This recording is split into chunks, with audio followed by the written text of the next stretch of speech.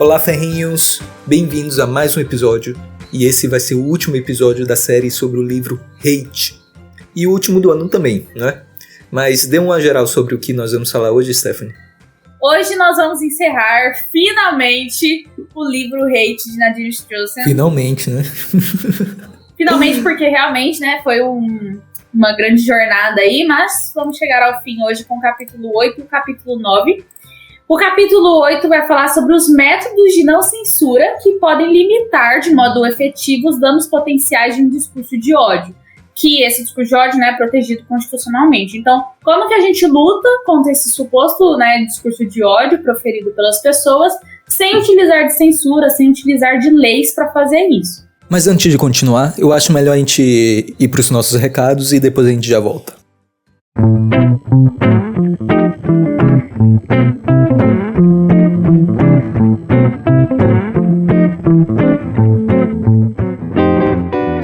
Olá, ferrinhos! Estou de volta, mas agora para agradecer a todos que participaram do nosso evento Silenciados e a todos que fizeram isso ser possível.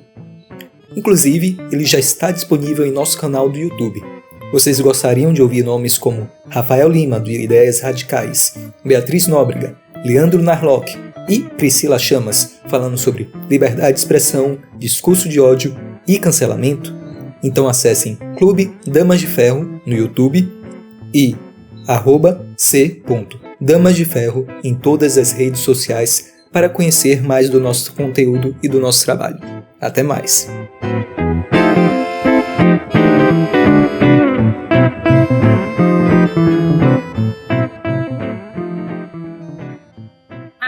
Ela começa o capítulo falando da Comissão Europeia, que luta contra o racismo e a intolerância, a sigla é ECRI, e essa comissão ela percebeu que estava uma tendência de alguns países europeus aplicarem leis de discurso de ódio, como que isso estava, na verdade, gerando mais violência, não estava sendo muito produtivo. E aí essa comissão, que inclusive anteriormente até apoiava, incentivava algumas leis serem criadas a favor disso, começou a perceber que não dava muito certo, e hoje está começando a apoiar medidas, na verdade, que não aplicam censura para poder barrar um pouco os danos potenciais do discurso de ódio. Então, até essa Comissão Europeia, que antes apoiava algumas situações, né, que podiam colocar leis de discurso de ódio, hoje em dia está percebendo que isso não funciona e está aplicando medidas que não são, né, de censura para poder combater isso.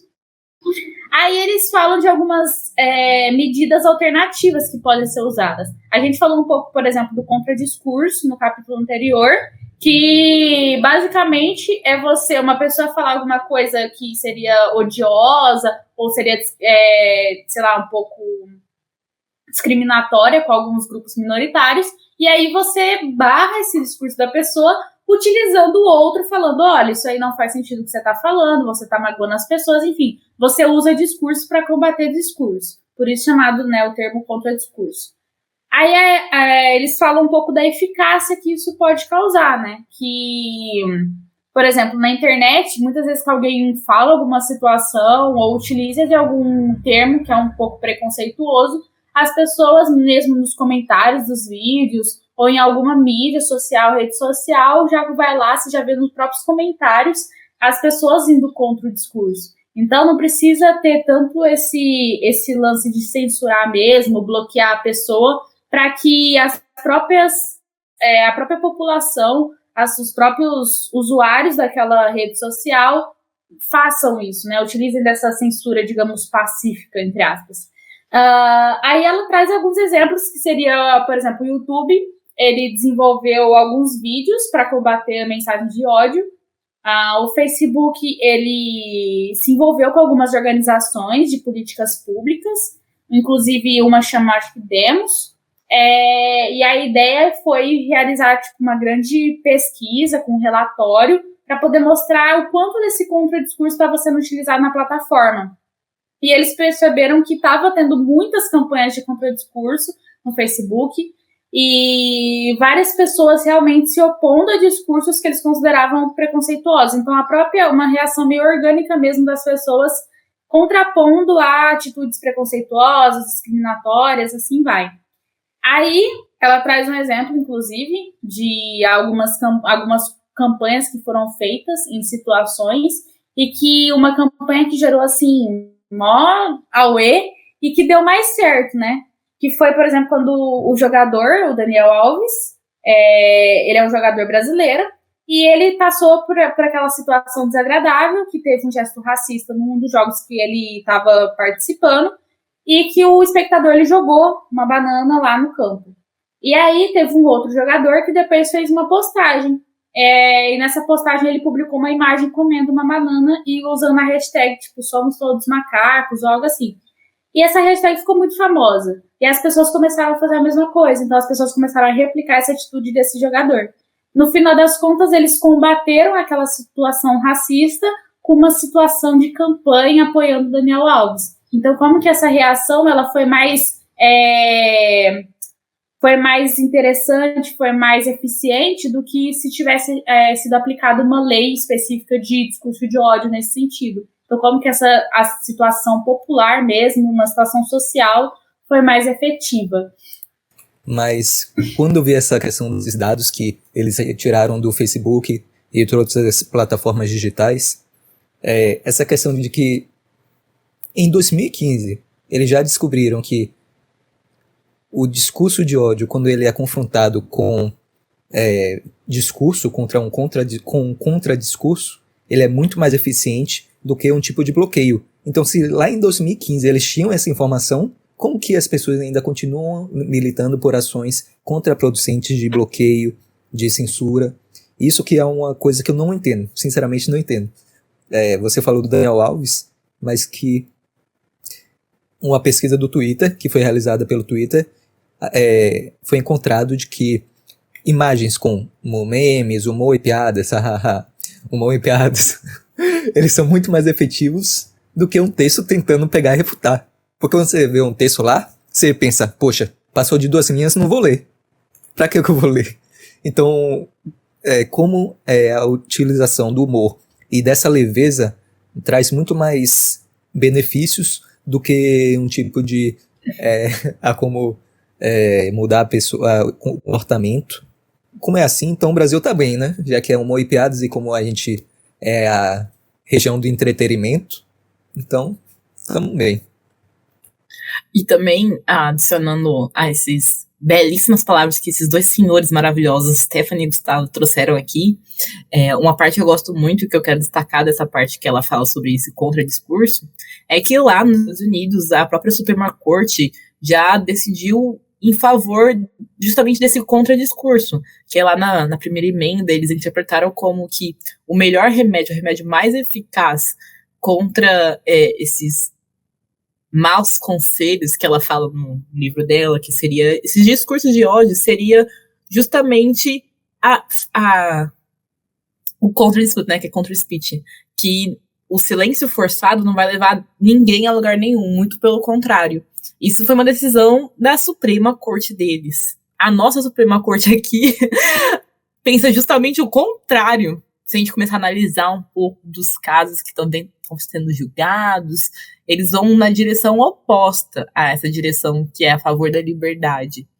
E os caras julgaram, a Suprema Corte, eles julgaram isso baseado numa Constituição de 1776. Olha tanto de tempo atrás que já existia essa noção de liberdade, da importância da liberdade. Essa questão de como as instituições elas foram formadas nos Estados Unidos, elas são totalmente diferentes de outras instituições, como por exemplo no Brasil. Ela não falou isso, mas eu estou falando de que aqui existe uma fraternidade, de que a pessoa não pode estar suscetível a algum tipo de dano ou doença, a nenhum tipo de avaria, no caso, quanto ao discurso, que lá é totalmente diferente. Então as pessoas são... existe aquele ditado do self-made man, alguma coisa assim. Como a diferença da cultura e de como as instituições são formadas é refletido nas leis. Então lá, como não é nada fraternal, é algo totalmente independente, individual, eles consideram esse tipo de discurso como a Dani falou. Teve uma outra coisa que ela menciona, que me lembrou muito um exemplo que ela deu. Ela fala que muitas vezes até o contradiscurso não é uma forma muito eficaz. Ela fala que em algumas situações você tem que ponderar isso e também se utilizar do silêncio. E como o silêncio ele é poderoso. Isso eu achei muito legal a análise dela. Porque casa muito com o exemplo que ela deu, lembra? Tipo, de pegar judeus, que eles pegaram na universidade judeu, alguns estudantes judeus e alguns estudantes de grupo, que fazem parte do grupo LGBT. E aí pegaram esses estudantes e colocaram eles expostos a mensagens ofensivas, né? Então, mensagens homofóbicas e antissemitas. E aí colocaram essas pessoas nesses discursos, e essas pessoas falaram, muitas delas, né? Eu acho que foi mais de 70%, alegou que, tipo, responderia com silêncio. Sentiria pena de quem tá falando. E não responderia ou falaria alguma coisa, é só ignorar. E aqui ela fala justamente isso. Como que muitas vezes o próprio contradiscurso ele não é muito eficiente, você está gastando seu tempo às vezes à toa. Então, como às vezes você fazer uma campanha diferenciada ou você se utilizar de outras formas, como silêncio, elas são mais efetivas. Ela dá até um exemplo, que, por exemplo, teve uma caminhada que alguns neonazistas fizeram, que eles estavam meio que manifestando, e aí teve alguns empresários locais e a própria população que se comprometeu a, tipo, doar $10 para 10 euros, no caso, desculpa, 10 euros para cada metro que os neonazistas estavam marchando. Então, a cada metro que esses neonazistas marchavam, eles iam lá e davam 10 euros para meio que um programa que tinha que ajudava as pessoas a deixarem grupos extremistas. Então, tem muito disso, né? Alguns grupos extremistas bem consolidados em várias partes do globo. E aí, eles meio que... E tem também aqueles... Porque, tipo assim, a gente tem que pensar. Quem faz parte de um grupo extremista é como... se assemelha um pouco à questão de uma seita. Você vive tanto naquele grupo e se comporta tanto com aquelas pessoas, e muitas dessas pessoas, às vezes, são da sua própria família, que é muito difícil você sair de um grupo desse. Então, tem algumas organizações que realmente ajudam pessoas a se livrarem de grupos extremistas, de saírem mesmo, de terem o apoio de sair. Então, foi justamente isso. A cada metro que esses neonazistas percorreram, essas empresas locais e a própria população doou para essas ONGs, essas organizações que ajudam as pessoas a saírem do extremismo. Isso eu achei sensacional. E aqui eu não sei se tem muito isso no Brasil, de tipo grupos em si, extremistas bem consolidados e organizações que ajudam as pessoas a saírem disso, mas lá é uma coisa um pouco mais comum. O máximo que tem aqui é um grupo de Telegram que Jorge organiza. Se vocês quiserem pegar a referência, vejam os outros episódios. Essa questão do silêncio e de que o contradiscurso nem sempre funciona, eu acho que deve-se utilizar o silêncio. Eu acho que o silêncio conta também como contradiscurso. Porque ela disse no início de que a forma que o contradiscurso refutar as ideias de ódio diretamente seria iniciativas educacionais e seriam expressões de remorso. E tem expressão mais forte de remorso do que o silêncio? Pra mim não existe. É o total senso de patético. Ou que ser mais desprezível está do meu lado que está fazendo isso. Então, o silêncio também é um tipo de contradiscurso. E o silêncio, por mais que muitas pessoas não acham que seria isso, é um tipo de ação. A inação é uma ação. Tanto que depois, ao longo do capítulo, ela vai citar como que, por exemplo, uma desculpa sincera pode mudar. Como que tem poder isso, sabe? O pedido de desculpa, quando ele é sincero. Mas depois a gente menciona isso. Outra coisa interessante que ela fala do contradiscurso, que é para ter um pouquinho de cuidado quando esse contradiscurso ele é falado pelo governo e funcionários públicos no geral e por funcionários do campus de universidade. Porque, às vezes, esse contradiscurso falado por pessoas desses cargos podem soar um pouco como censura. Então, quando a pessoa é muito influente, ou ela tem um cargo muito alto, um cargo público, um cargo universitário, para ela tomar um pouco de cuidado. Então, sei lá, vai falar que sei lá, ser racista é errado, fala que ser racista é errado, mas então deixe a sua opinião, só que também fale que a discussão e a livre expressão, elas devem ser liberadas, entende? Então, tipo assim, pra pessoa ela não usar também do cargo dela pra usar de uma censura. Pra ela falar que aquela atitude ela é errada, só que ao mesmo tempo falar, gente, olha, mas eu apoio a liberdade de expressão, então vocês podem falar a verdade, à vontade e tal, só que eu não acho uma atitude legal. Então, tipo assim, para essas pessoas também, na hora de irem contra ou se utilizarem de contradiscurso, serem um pouco mais polidas, porque elas têm uma influência que às vezes podem ser mal interpretadas. Se uma pessoa de alto escalão público fala que alguma coisa não é boa, naturalmente, às vezes você pode relacionar que essa pessoa está querendo censurar. Então, pode ter até a movimentação contrária do que a pessoa queria. Então, é para ter mais esse cuidado. Eu quase elogiei aqui um órgão público, mas não vou elogiar o órgão, né? Vou elogiar pessoas específicas, porque tem casos específicos lá da minha cidade, que, por exemplo, o membro do Ministério Público, promotor, e também o membro da Defensoria, eles têm opiniões formadas a favor, sendo contra a guerra às drogas, eles acham que é besteira. Só que quando eu chamei eles para poder conversar um pouco sobre, debater sobre isso, eles falaram assim, eu super vou falar, só que eu não vou falar como promotor, nem como defensor, porque eu tenho que me afastar, então a opinião que eu irei dar nessa conversa não pode ser vinculada à instituição. Então, assim, não sei nem porque eu tô falando isso, né? Pra que elogiar, né? Mas vou dar esse biscoito aí, mas vou dar esse biscoito pras pessoas. Isso é muito importante. Eu não sei se vocês viram a postagem da Marise, que ela falou sobre a diferenciação entre o público e o privado. De que ela citou a Merkel, né? Que quando você vê as atitudes dela do dia a dia, e da Alemanha em geral, eles diferenciam muito entre o representante da Alemanha e a pessoa física, PJ e IPF, né? E que quão importante isso é para a estabilidade das instituições. E a própria Nadine colocou nisso, de que não é só importante para as instituições, como também para que esse discurso de contra-discurso não seja confundido com a censura. Até porque essas pessoas que representam, eu vou colocar uma aspas aqui, gente, para quem não tá vendo, as instituições, acontece que no final elas colocam imprimem os pensamentos dela nos atos. E isso não pode acontecer. Porque, por exemplo, quando você pega um promotor, normalmente as pessoas que são da área jurídica vão concordar que ele não tá lá representando o que o Ministério Público pensa de melhor. Não, ele quer... Se ele pegou birra de você, ele vai te ferrar. Por exemplo, tem uma coisa chamada TAC, que é termo de ajuste de conduta. Esse TAC, ele é oferecido para pessoas para poder...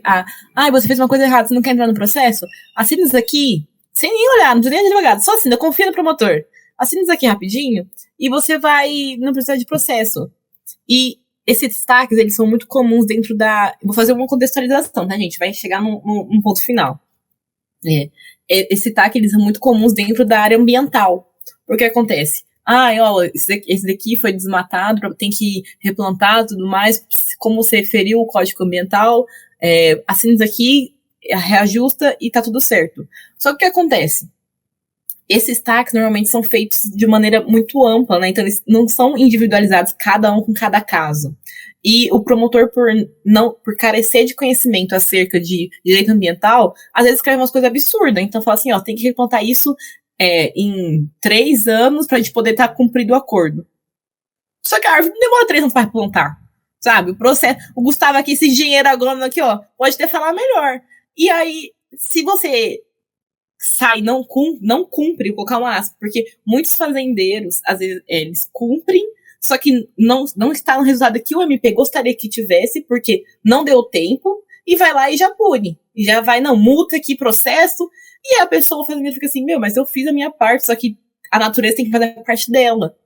E aí o promotor, que deveria pensar no que é melhor para o meio ambiente, porque ele deveria representar os direitos coletivos, como pegou birra daquela pessoa específica, assim, não, mas você descumpriu.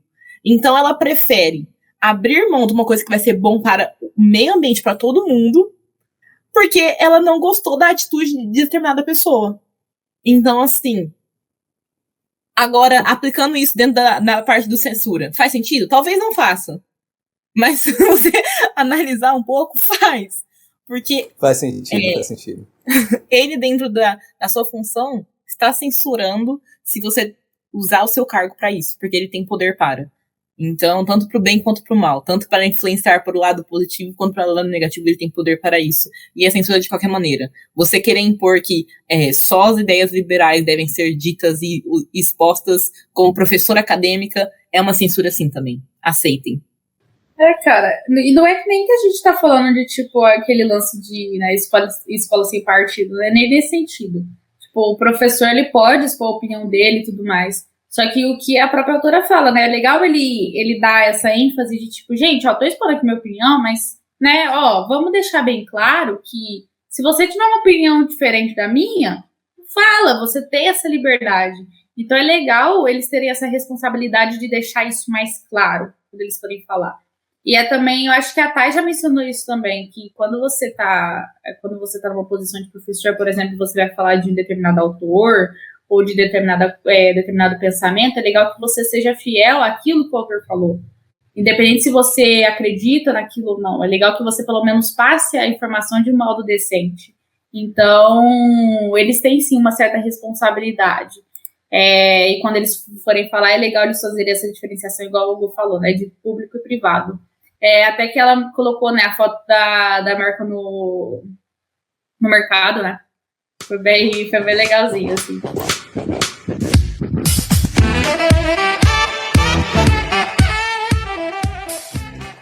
Outra coisa que a autora traz é que é legal ver, que ela até menciona, né? Que não é só, por exemplo, liberal que é contra você ficar colocando lei contra discurso de ódio. E tem vários ativistas de diferentes ideologias que acreditam que realmente você ficar censurando as pessoas, colocando lei de discurso de ódio, não vai resolver o problema. E é legal que ela menciona vários ativistas com pensamentos totalmente diversos e que apoiam a mesma ideia. Então ela fala que não é uma coisa só liberal, que a gente não está falando um absurdo. Na verdade, várias pessoas em vários espectros ideológicos também acreditam que não seja uma coisa muito eficiente. Ela traz, por exemplo, o Van Jones. Ele fala aqui, ó, tenho uma conversa dura com meus colegas liberais nos campos. Eu não quero que você esteja seguro ideologicamente. Eu não quero que você esteja seguro emocionalmente. Eu quero que você seja forte. Quero que você fique profundamente magoado, ofendido e chateado. E depois aprenda a responder, porque é isso que precisamos de você. Sobre essa frase, é totalmente isso. E hoje em dia o que a gente vê é que a gente tem muito liberal teen, sabe?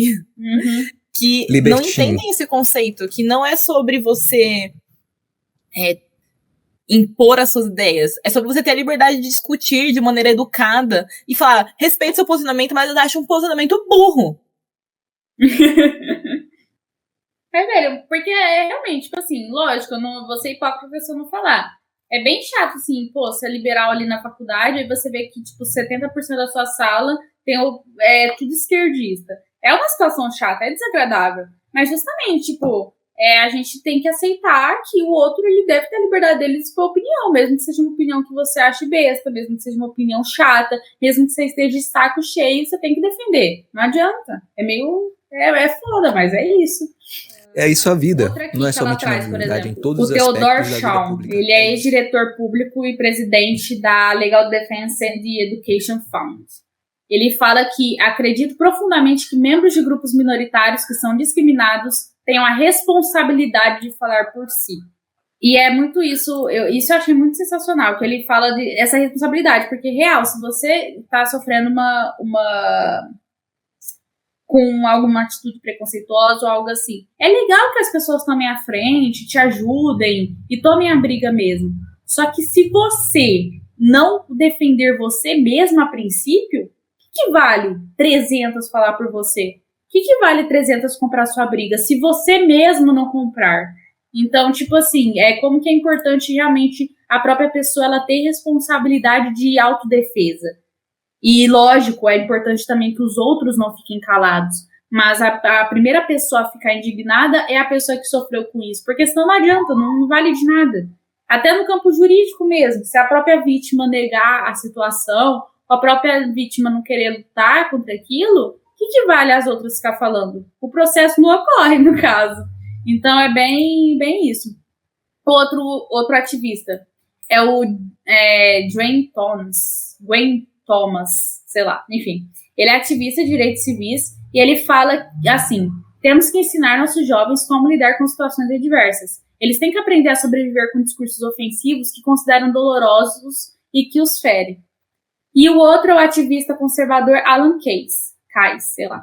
A proteção de uma lei de discurso de ódio incapacita que ouvir que os brancos têm caráter moral para ignorar os insultos e que eu não. Isso é a declaração mais racista de todas. Não, eu ia falar que eu pesquisei sobre esse cara e eu gostei que ele tá trabalhando pra tentar abolir o imposto de renda nos Estados Unidos. Então, aprovado. Odeio pagar imposto. Aí aquele meme do Will Smith, assim, confia. Vai dar certo. Confia. Vai dar certo. Mas aí que a gente vê realmente, gente, que a gente defender a liberdade de expressão independe até da questão da ideologia que a gente segue.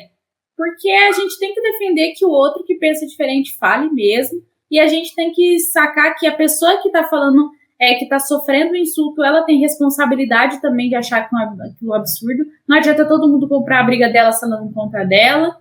Então, assim, a responsabilidade da própria vítima frente à situação. E a gente tem que também, tanto que o nome antes dela falar sobre isso, o nome, assim, o subtítulo é Capacitando Pessoas Desprezadas. E realmente, qual que é a importância de você capacitar as pessoas que estão ouvindo discurso de ódio de lutarem contra isso? Você precisa capacitar elas. E não ir lá também, lógico que a pessoa que está falando aquilo, ela não é boazinha, ela não é legal, a gente tem que proteger ela nesse sentido, mas como que você capacitar quem escuta o discurso também é muito importante. Outra coisa, que ela deixa bem claro aqui, que a gente não tá falando, como eu falei, né? A gente não tá defendendo a pessoa que diz o discurso, a gente não tá falando no sentido de, tudo que a pessoa falar vai ser uma coisa boa. Não, vai ser uma coisa ruim. A questão é que a gente tem que avaliar que, assim, é claro que, assim, os indivíduos, eles não têm o dever de se envolver em contradiscurso. Então, você não tem esse dever de proferir contradiscurso. As outras pessoas na sociedade, elas estão comprometidas com a igualdade, a dignidade individual, têm a responsabilidade moral de condenar o discurso de ódio e expressar mesmo o apoio às pessoas com o discurso que é direcionado. Então, assim, as pessoas não têm esse dever. O terceiro ponto é, o próprio tempo, o esforço, a energia que você aplica para as pessoas menosprezadas, o quanto elas gastam para lutar contra isso. Cara, essas três situações meio que não é justo, não é uma situação justa, né? Toda a sociedade ter que explicar que aquele discurso não é legal, mas até a pessoa pode falar. Mas elas não querem ter também, assim, é visível que ninguém quer ter, porque todo mundo quer terceirizar para o Estado ter. Então, assim, não, eu tô me importando, por isso que eu me importo, então eu apoio o vereador, o deputado, o senador X, para ele criar uma lei que pune essas pessoas, porque eu sou uma boa pessoa. Então, eu tô, no fundo, ninguém tá se importando com nada. Nossa. Todo mundo só quer fazer a sua e seguir a vida. Daí estão terceirizando para outras pessoas. Só que tem certas coisas que, se você terceiriza responsabilidades, uma hora vem para você. Você tá terceirizando uma coisa tão importante, vai vir uma lei que vai enfiar no seu 3 pontinhos. E a gente tem que assumir nossas responsabilidades como cidadão, no sentido de, você não gosta, você não é a favor, faz o seu contra-discurso, fala, se coloca. Você ficar ignorando também, você tá jogando essa responsabilidade pra alguém, e esse alguém vai ser o Estado. É isso que você quer? Não é. Inclusive, isso se relaciona muito com o que ela cita. De assim, que, lógico, se a gente for parar pra pensar, numa situação por si só justa, você ficar esperando mais da vítima do que da pessoa que falou. Mas a gente tem que aceitar que a vida é assim. Tanto que é muito engraçado que ela cita, porque, Barack Obama, mesmo a gente discordando em alguns pontos da época dele, que ele foi presidente, ele tem alguns pontos muito interessantes, inclusive esse ponto de defesa da liberdade de expressão. Tanto que ele falava uma coisa, que é assim, que pode não parecer justo, mas se você quiser tornar a vida mais justa, você deve começar entendendo o mundo como ele é. Isso é perfeito. Tipo assim, o mundo não é justo. Então, para você ir atrás de um mundo mais justo, você tem que primeiro entender que ele não é. Então, tipo assim, toma a responsabilidade para si e começa a fazer alguma coisa. Então, um pouco, você vai tornar o mundo mais justo. Mesmo que ele comece através de uma injustiça. E ele falava que ele encarava isso quando ele recebia algum discurso racista, quando alguém era racista com ele ou algo assim. Ele sempre encarava dessa forma. Pô, é chato ficar discutindo com gente que é racista. É chato ficar, sabe, tipo, ignorando o discurso deles. Pô, isso me magoa, isso é chato pra caralho. Só que, tipo, ele aceitou que a vida é injusta e que se ele continuasse não fazendo nada, ou se ele esperasse disso do governo, das leis, sabe, o mundo ia continuar injusto. Então era melhor ele combater isso, tomar a responsabilidade um pouco de lutar contra isso para ele, para que ele conseguisse tornar o mundo um pouco mais justo. Isso é sensacional. Tanto que ela até traz depois uma das coisas que podem ser aplicadas, né, como um método de lutar contra discursos de ódio sem usar das leis, né, sem usar da censura, é através da educação. Que ela fala que a partir do momento que você passa educação, você passa a partir da educação as questões sobre os grupos minoritários, você fala sobre a tradição, como eles foram marginalizados. Se você exemplifica através dos próprios períodos históricos o que aconteceu, as próprias pessoas vão começar a entender, pô, essa atitude foi errada, isso aqui não é legal de se fazer. Então você vai barrando o discurso de ódio a partir do momento que você fala de situações históricas de grupos marginalizados. O que eles sofreram ao longo dos períodos históricos, por que foi errado tratar eles daquela forma, porque eles eram indivíduos, por que você tratar um indivíduo daquela forma errado. Então, se você assumir a responsabilidade de, através da educação, passar esse conhecimento para as pessoas, você pode impedir que discursos de ódio venham a acontecer. A educação é a chave para todos os problemas. O problema é que a população não tem educação, porque a educação é um serviço dado pelo Estado. Mas, enfim, se as pessoas fossem educadas da maneira que deveriam ser, se fosse dada atenção na educação básica, na formação de criança, na formação de 30 mil, não existe só um tipo de educação, né? Tipo, só um tipo de inteligência. Se fosse realmente direcionado, muitos problemas que a gente tem hoje em dia seriam evitados, e um deles seria o discurso de ódio. Uma ressalva que a educação, nesse aspecto, não necessariamente seria a educação formal no sentido de aprender o ABCD. Eu vejo muito que a educação familiar importa muito mais para esses aspectos de respeito.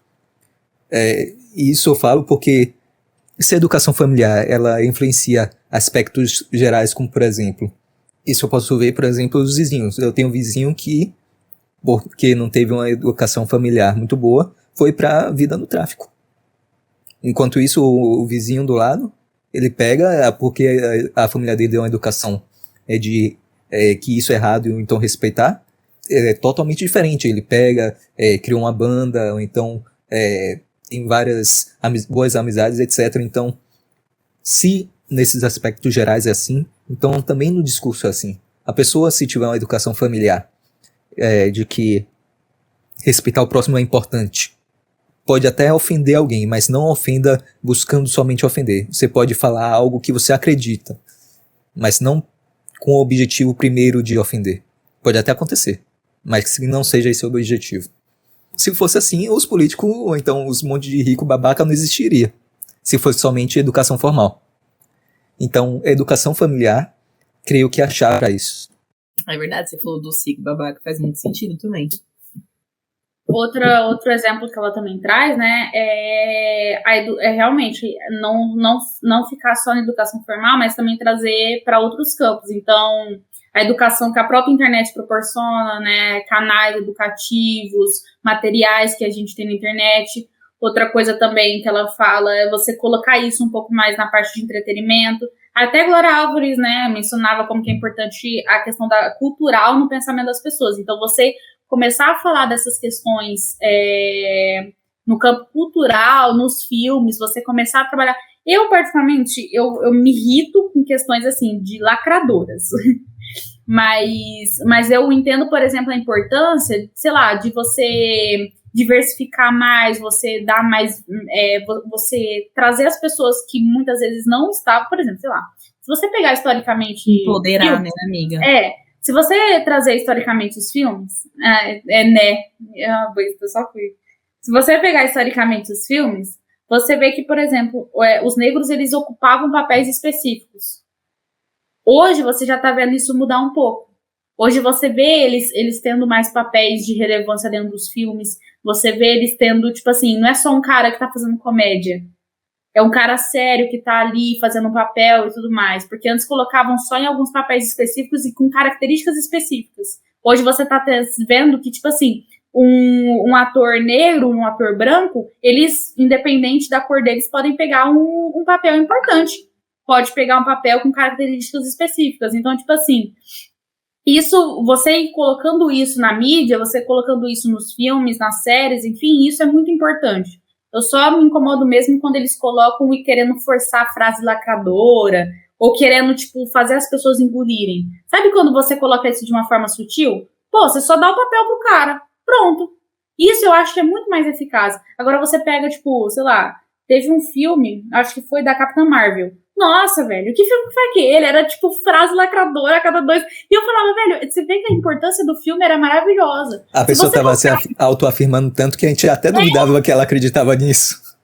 Tipo assim, se mostrasse só a trajetória dela, a história dela, aquilo já é forte o suficiente. Você não precisaria ficar falando frase lacradora. Isso que me incomoda. Mas dá pra ver que é muito importante você dar voz para pessoas que não tiveram ao longo da história, de forma, tipo, você ir colocando isso de forma sutil no entretenimento, como que isso é muito forte, assim, é maravilhoso. Você contar histórias de pessoas que não foram reconhecidas ao longo das épocas, assim, o papel histórico que elas tiveram, isso é sensacional.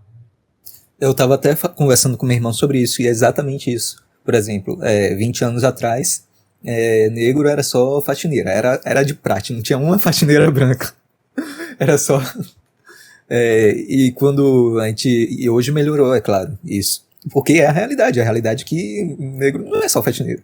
É dono de empresa, é infelizmente político, infelizmente no STF, mas tudo bem.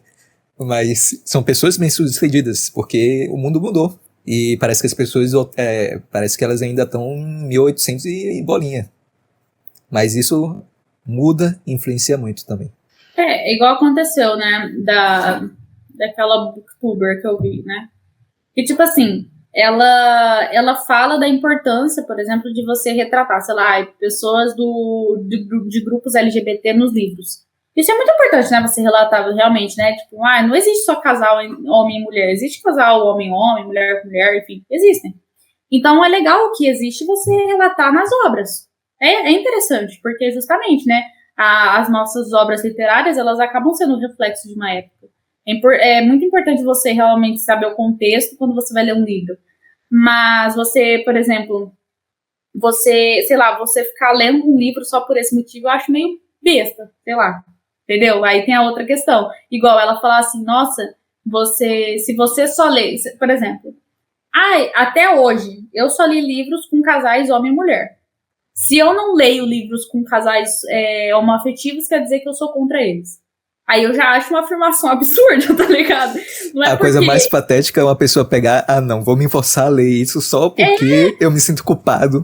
Nossa. Exatamente. Aí você vê, tipo assim, a pessoa vai de um extremo a outro. Aí eu acho que também é exagero. Se a pessoa quer ler, lê. Se não quer, não lê. É legal que isso tenha no mercado. E justamente, a gente bem sabe, o mercado, ele atua de acordo com o público. Se tem gente para comprar livro dessa forma, é produzido livro dessa forma. Então também é importante a gente relatar que muitas vezes as editoras não publicam ou não fazem isso porque não tem gente para ler. Hoje que isso está se popularizando, que as pessoas estão lendo mais sobre isso, que as editoras estão fazendo. É legal mencionar que tipo, a editora, ela não tinha... Porque eu vejo isso muito no mercado literário, né? Falavam, as editoras não publicavam antes. Mas muitas vezes as editoras não publicavam livros com esse teor justamente porque não tinha quem lesse. Hoje que o mundo mudou, você tem mercado para isso, as editoras publicam. Eu vou até fazer uma referência num texto que tá no blog, que é o texto que o Irineu escreveu, do Superman, é uma bicha gay ambientalista, uma coisa assim. Mas nesse texto ele fala justamente isso, é o mercado rodando. Então, hoje em dia, quem tem público que tá crescendo cada vez mais é público LGBT. Então, o mercado vai se adaptar a isso. Não gostou? Paciência, faz o seu próprio mercado, sai, anda, chora, mas não tem pra onde fugir. É essa questão de mercado que você falou. Antigamente não tinha público, não tinha quem comprasse e não tinha publicação. Hoje em dia isso vai crescendo. E é normal, é o mercado trabalhando a favor do que tá sendo falado mais, que é o que é mais vendível. Vendível é foda, né? Nossa, me perdoa, eu juro que eu sou um ótimo advogado, me contratem. Não, mas é justamente isso. Outro ponto que ela também menciona, fora a educação, né, e você entrar em vários meios de entretenimento também, como isso é importante, ela fala sobre a questão de você ter contato com pessoas diferentes. Como você viver num ambiente diverso, isso por si só já acaba um pouco com o discurso de ódio. Então, por exemplo, hoje que o mundo está mais globalizado, né, você tem contato com pessoas de diferentes países, de diferentes características físicas. Enfim, você ter contato com o diferente, como que isso também influencia? Porque ela mesma fala, né, tipo, eu acho que ela cita, eu não lembro a personalidade que ela cita, que fala que ninguém por si só nasce preconceituoso. Eu acho muito legal que às vezes aparece videozinho, inclusive, eu acho que foi na Índia, que duas crianças de castas diferentes, tipo, com uma diferença muito absurda de castas, elas se abraçando e se tratando como iguais. Porque justamente eram dois indivíduos. Então, uma criança vendo outra criança, elas se tratam como dois indivíduos e elas se abraçaram. E só os adultos ali perceberam o quanto isso era absurdo. Entende? Então, tipo assim, realmente, como você colocar crianças e você crescer num ambiente com pessoas diversas, como que isso realmente, tipo, impede um pouco o discurso de ódio, impede preconceito. E então, naturalmente, as pessoas, elas estão deixando de ser um pouco preconceituosas porque elas estão vendo diferente, elas estão tendo essa diversidade. Só o que me lembra no que você falou, esse exemplo foi o do Menino do Pijama Listrado, o filme. É justamente isso, é assim, dois indivíduos que não têm noção do que é colocado ao redor deles, eles mesmos construindo a noção deles de que ele é uma criança, eu também sou uma criança, eu quero brincar. É simples assim, o que estraga o homem é o homem, é a sociedade, é o Estado. Isso aí e vai de encontro com certos pensamentos chamados de antirracistas, entre aspas, de que dizem que a miscigenação, de certa forma, não é boa, no caso é ruim. E não é isso, na verdade, porque a gente sabe que quanto mais as pessoas têm contato com o diferente, seja de castas diferentes, por exemplo, na Índia, ou então negro, branco, etc., vai aumentar a harmonia social, a harmonia de pessoas, porque ninguém vai ver diferença assim. A gente vê porque houve um processo histórico sangrento, né, da escravidão, mas se não fosse isso, qual diferença teria? Eu vejo isso muito na minha questão até pessoal, por eu ter, na minha família no geral, ter muita, tipo, o pessoal é bem diferente uns dos outros, as famílias. Velho, é tão mistureba que a gente brinca que, tipo assim, velho, pra mim, tipo assim, o ambiente que eu cresci, eu tenho muita dificuldade de entender, inclusive, questão, tipo, de alguém ser racista. Ou, tipo, eu acho que a primeira situação racista, enfim, que eu presenciei de fato, pra mim foi muito difícil interpretar aquilo, porque justamente por eu ter crescido num ambiente muito, muito, muito misturado, pra mim não tinha diferença nenhuma real. Por isso que pra mim, por exemplo, é muito diferente entender. Quando eu assistia, por exemplo, séries norte-americanas ou filmes norte-americanos, que você vê muito diferente, tipo, bairros, real, tipo, sem ter a segregação em si, como que tem um comportamento em si diferente, um lance até meio tribal, como que você vê isso, pra mim não entra na cabeça de jeito nenhum, gente. Eu tenho muita dificuldade de entender isso. Eu odeio que os brasileiros importaram isso, né? É meio bizarro, porque, tipo, realmente, pra mim, não, velho, é todo mundo meio indivíduo, tá ligado? Então, pra mim é muito difícil entender isso. Então, eu tenho realmente um exemplo pessoal que eu entendo que isso faz muito sentido, de você, como que você realmente viver com o diferente ajuda você a entender melhor as coisas. E ela mesma menciona como que a universidade é importante nisso, né? Porque, tanto que o jovem é mais fácil se revoltar com injustiça, com essas coisas. Em homenagem à graça, à beleza, o charme e o veneno da mulher brasileira. Moro da questão que é legal também a gente lapidar algumas coisas da gente, né? No sentido assim, que agora eu vi crescendo bastante. Eu ainda talvez não tenha entendido muito essa situação, mas eu vou falar o que a autora disse, né? A questão é, tipo assim, quando você tá falando alguma determinada ação, você falar, tipo assim, olha, isso aqui, ele tem gatilho. Porque aí as pessoas que vão escutar determinada coisa, talvez, tipo, deixe de escutar aquilo pra se sentir melhor. Então, sei lá, às vezes eu vejo um pessoal falando, sei lá, vai falar de estupro, aí avisa, gente, olha, eu vou falar de estupro, então quem tem um pouco mais de sensibilidade com esse assunto, não quer saber muito, porque fica muito, né, traz memórias ruins, só tem um gatilho aqui, então, né, não escuta, algo assim. Ela fala que isso seria uma coisa importante, você avisar quando tem certos gatilhos, porque isso também evita que a outra pessoa sofra. Eu, particularmente, justamente, eu não sei até que ponto isso é positivo, porque, justamente, ela mesma fala durante o livro que às vezes você ficar bloqueando isso da pessoa, ou você ficar tirando coisa, barrando isso, como que isso pode ferir psicologicamente a pessoa também, porque você vai impedir que a pessoa, ela saiba lidar com a situação, então ela nunca vai aprender a lidar com aquela situação, porque ela não vai ser exposta a ela. Então eu não sei também até que ponto esse lance de você avisar que tem gatilho, se isso é uma coisa positiva por si só, mas ela fala que seria interessante você avisar quando tem gatilho mental, assim, né, algumas coisas assim, nesse ponto. Ela também fala para tomar um cuidado quando você vai falar de determinados assuntos, tipo assim, ela fala que, por exemplo, ao longo do livro, ela evitou usar certas expressões que quem é preconceituoso usa nos exemplos. Porque ela fala que isso pode causar uma coisa negativa na pessoa. Porque mesmo que a pessoa saiba que você está dizendo aquilo, você está proferindo que uma outra pessoa que é preconceituosa falou, isso pode bloquear a pessoa no assunto. Então pode desviar a pessoa do foco do que você está tratando. Então quando você for falar alguma coisa, quando você for dar um exemplo, algo assim, evitar usar os termos que são preconceituosos, mesmo que a pessoa que você está repetindo a fala tenha usado, para evitar que isso seja, que a pessoa que está escutando o que você está falando, que ela tenha um bloqueio ali e não interprete que você está falando do assunto no geral. Isso já tem uma rejeição automática, né? Exato. Então, eu tenho ressalvas com isso também, porque existem que passaram por situações difíceis e por isso trazer essas memórias são muito dolorosas e não no sentido de mimimi, são realmente dolorosas para elas. Mas eu também vejo que, principalmente hoje em dia, vou dar uma tiozão agora, hoje em dia, as pessoas assim estão evitando ao máximo estarem próximas ou terem algum tipo de desconforto. E como ela mesma disse, isso não é bom, porque a partir do momento em que o mundo é difícil, viver é sofrimento. E a partir do momento em que as pessoas, principalmente os mais jovens, não estão tendo contato com esse tipo de sofrimento ou de desconforto, quando elas saírem do braço de seus responsáveis, eles vão tomar um baque que não vão conseguir viver realmente em sua plenitude, porque eles não aprenderam a lidar com essas palavras que podem causar algum tipo de sofrimento.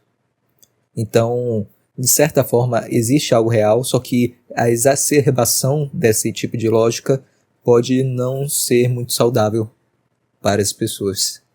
Exato. Então, isso que eu acho até meio assim, né? Porque a própria autora, ela traz isso no capítulo. Como que a gente tem que ter uma camada mais grossa e não uma camada fina quando vai receber o discurso.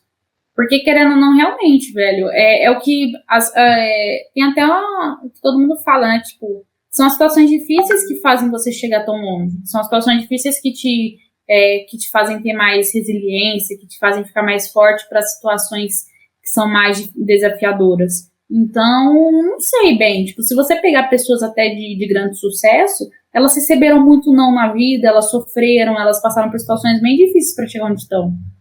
Assim, o que eu percebo, assim, de pessoas que eu considero que são histórias renomadas, que são pessoas que eu admiro. Não é algo bom, mas muitas delas, elas não têm a cabeça muito bem, assim, tipo, muitas delas, para chegar onde elas chegaram, sacrificaram muita coisa de sua saúde mental.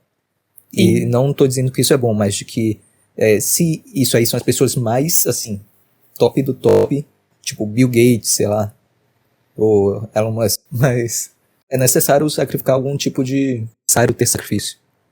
Cara, porque é impossível você passar por uma situação difícil e você ficar de boa, totalmente. De alguma forma aquilo vai te afetar. Então, tipo assim, lógico que é importante você fazer uma terapia, você saber trabalhar isso, mas é justamente você saber trabalhar isso. Você ficar barrando situações, ou barrando falas, ou barrando acontecimentos, meio, não sei, tipo assim... seria até hipocrisia da minha parte em situações, por exemplo, eu não consigo assistir 12 anos de escravidão. Eu não consigo. É um filme muito forte pra mim. O Menino do Pijama Listrado. Eu até assistiria de novo, mas é uma coisa que não é uma coisa legal. Não vale a pena, não vale a pena. Então, tipo assim, 12 anos de escravidão eu nunca consegui assistir, gente. Tipo assim, aparece lá qualquer cena. Uma vez um professor passou uma cena de tortura que teve no filme, na sala, e eu virei a cara. Eu não consigo. Porque na minha cabeça não entra você fazer aquilo com outro ser humano. Sabe? Você torturar outro ser humano. Eu fico muito chateada, eu choro, eu fico coisa. Mas é aquilo, tipo... É o seu limite. É o meu limite. Beleza. Só que eu tô vendo que as pessoas, elas têm um limite muito fraco. Sabe? Que qualquer coisa é o limite. Isso que eu fico... O limite é o feio. Esse é o limite. Só que agora até o feio é relativo, né? O feio e o belo é relativo também. Nossa. É um pouco difícil. Que menino feio! Ele é feio, né? Sim. Mas ele é mais bonito que você. Agora, eu acho legal a gente falar desse último capítulo, que é a conclusão. Ela fala muito, né? Tipo, ela tá falando meio que em primeira pessoa. Então, por isso que eu acho legal a gente meio que ler pra gente saber um pouco mais sobre o que a autora pensa. Que ela fala também o que ela pensou na hora de escrever o livro, se ela achava válido ou não, isso é legal. Então, pra gente conhecer um pouquinho mais sobre ela também. Então, conclusão, olhando para trás e para frente. O que aprendemos a olhar para a experiência real com e sem leis de discurso de ódio? E que orientação isso fornece para seguir em frente? Ao escrever este livro, obtive informações e percepções que enriqueceram minha compreensão dessas questões e espero que isso também seja verdade para os leitores. Tendo pensado, lido, falado e escrito sobre discurso de ódio desde 1977, quando a controvérsia que ela cita dos cookies durante o livro estourou, eu havia chegado a um ponto, muitos anos atrás, em que eu me recusei a aceitar qualquer mais convites para fazer qualquer redação adicional sobre este assunto. Eu acreditava que não tinha nada de novo a dizer e que todos os argumentos de todos os lados do tópico foram exaustivamente expostos nos volumosos escritos sobre o assunto, a maioria dos quais de autoria de professores de direito, focando principalmente em questões legais sobre liberdade de expressão e igualdade. Embora eu tenha permanecido apaixonadamente comprometida com minha visão de longa data da ACLU e de que as leis de discurso de ódio seriam tão hostis à igualdade quanto à liberdade de expressão, pensei ter explicado totalmente essa posição da melhor maneira possível em publicações anteriores. Essa visão começou a mudar há vários anos. No entanto, quando começamos a ver um crescente ativismo no campus e a lei em apoio a várias causas de igualdade de direitos, tendo sido uma ativista estudantil por várias causas igualitárias, do que era então chamado de escola secundária até a faculdade de Direito, fiquei emocionada com o recente ressurgimento do envolvimento dos alunos. Fiquei desanimada, no entanto, pelo fato de que muitos alunos e outros pediram censurar oradores, que não pelo fato de que muitos alunos e outros pediram censurar, que não compartilham com seus pontos de vista, simplesmente. Aparentemente acreditando que a liberdade de expressão minaria as causas da justiça social que eles defendem. Relatórios anedóticos, bem como dados de pesquisas, me forçaram a reconhecer que nem eu nem outros que defendem a liberdade de expressão robusta, bem como direitos iguais, explicamos suficientemente nossa posição. É claro que não havíamos persuadido muitos alunos e outros de que a justiça igual para todos depende da liberdade de expressão total para todos. Portanto, aceitei o desafio de escrever este livro na esperança de apoiar essa conclusão de forma mais clara e persuasiva do que eu e outros tínhamos feito antes. O processo de pesquisar e escrever este livro foi revelador para mim. Percebi não só que poderia tornar meus argumentos anteriores mais convincentes do que antes, mas também que eu poderia ir além deles. Mais importante ainda, eu me baseei em desenvolvimentos significativos desde a última vez que escrevi sobre este tópico. O resultado é que estou mais grata do que nunca à posição matizada da lei dos Estados Unidos em traçar a linha entre punível e protegido discurso de ódio. Além disso, estou mais convencida do que nunca de os danos que resultam da supressão do discurso de ódio constitucionalmente protegido e dos benefícios que continuarão a fluir da contrafala contra discurso, cada vez mais vigorosa e sofisticada e outras contramedidas de não censura que funcionários do governo, grupos da sociedade civil e membros individuais da comunidade têm perseguido ativamente. Sinto-me especialmente encorajada pelo discurso enérgico e ativismo de pessoas que estão sujeitas a discurso e conduta odiosa e discriminatória. Longe de serem silenciados, eles estão sendo incitados a levantar suas vozes.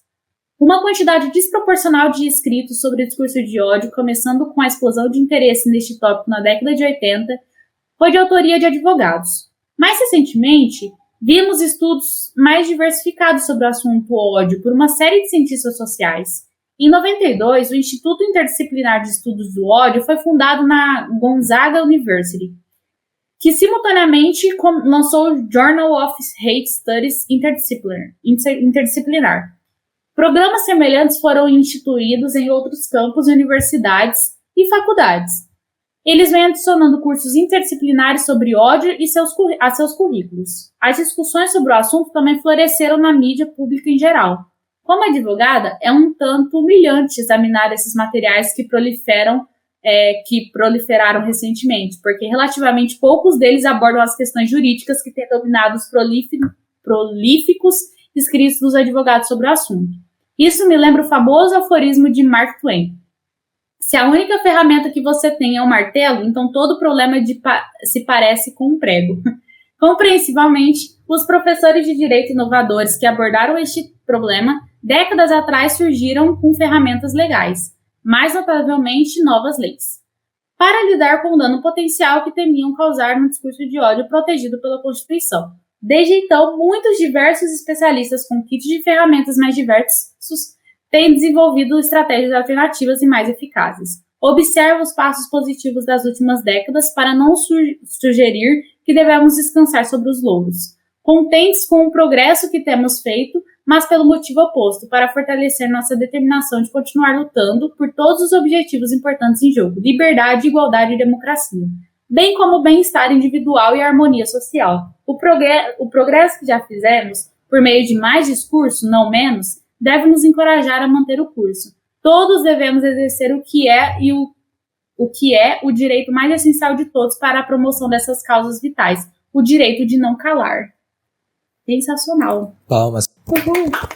Isso é muito legal, né? Que ela falou que realmente, às vezes a gente vê até sobre questão das drogas, que é um discurso que todo mundo já falou pra caralho, já teve tanto estudo sobre, a gente fica, nossa, gente, será que eu preciso falar mais sobre isso? Será que as pessoas não entenderam? Só que aí quando a gente vai ver, não, muita gente não entendeu. Muita gente nem leu sobre o assunto. Então, como que a gente bater, às vezes, na mesma tecla, e lógico, como ela falou, com novas abordagens, com novos exemplos, como que isso é importante para a gente continuar com o assunto vivo, para que outras pessoas não venham propondo uma coisa absurda que propunham lá atrás. Porque a gente precisa constantemente estar lutando contra isso. Então, como ela fala que é importante a gente frisar que a liberdade de expressão é importante para uma igualdade de indivíduos, uma igualdade de direitos na sociedade, como que isso causa, na verdade, a liberdade individual e a harmonia social. Então, isso é bem lembrado por ela, né? Porque às vezes eu também vejo muita gente, tipo, às vezes desanimando, né? Nossa, eu falei muita coisa o tempo todo, sabe? Já bati nessa tecla durante anos da minha vida, décadas. E aí, nossa, será que eu preciso falar mais sobre isso? E quando você vai ver, sério, precisa. Porque tem novas gerações vindo aí, como ela falou, e tem gerações que estão ativistas, que estão super correndo atrás de liberdade, que você acha super bacana isso. Só que aí você também vê uma juventude que tá vindo falando asneira. E você precisa combater isso também. Isso. E você precisa dar munição para essas pessoas que defendem esses princípios contra essa massa histérica que é totalmente, assim, maluca quanto a isso. Agora, uma coisa que, para ela, faz sentido de que ela está positiva quanto aos rumos que estão tomando nos Estados Unidos, mas de que aqui no Brasil, pelo menos, os precedentes não são muito animadores, porque eles estão criando mais leis que vão punir um discurso de ódio que não entraria no discurso de ódio punível. Então não estou tão animado, não estou tão positivo quanto isso no Brasil. Mas estou animado no sentido de que agora nós temos munição para combater esse tipo de discurso censurador. O que deu a entender que ela acha? Que ela tem cada vez mais certeza que ela estava certa, no sentido de tipo, que a liberdade de expressão protegida nos Estados Unidos é importante. Então, deu a entender que ela acha que os Estados Unidos ainda está mantendo isso, de tipo, nossa Constituição ela é boa, ela tem alguns princípios importantes que a gente deve manter, tipo a liberdade de expressão na primeira emenda. Então, ela tipo, alega que o que disseram lá atrás ainda faz sentido na Constituição. E ela ainda vê que as pessoas que as pessoas lutam em prol disso. Só que deu pra ver que ela também acha que a gente tem que ficar falando sobre o assunto, porque tem muita gente que tá cometendo os mesmos erros, né? E se a gente também piscar, pode ser que sim, eles queiram derrubar liberdade de expressão nos Estados Unidos, que era uma coisa até então inimaginável.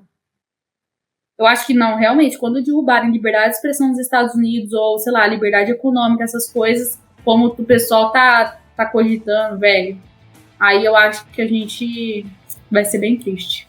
Vamos mudar pra China. China que vai dominar o mundo.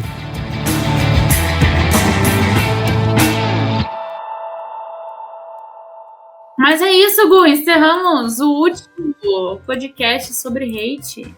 É isso, Esther. Finalmente terminamos. E já deixando um recado pro pessoal que está assistindo até agora, que esse é o último, mas nós gravamos uma série de podcasts sobre o livro Hate, da Nadine Strossen. Então, se vocês quiserem conhecer mais sobre a autora, mais sobre o livro, então vocês vão sair especialistas dessa discussão sobre discurso de ódio, sobre liberdade de expressão. Então, assistam todos os que falam desse livro, compartilhem com a gente nas mídias sociais se vocês gostaram, marca a gente. E é isso, nós agradecemos por mais um ano que nós tivemos ao seu lado e até mais.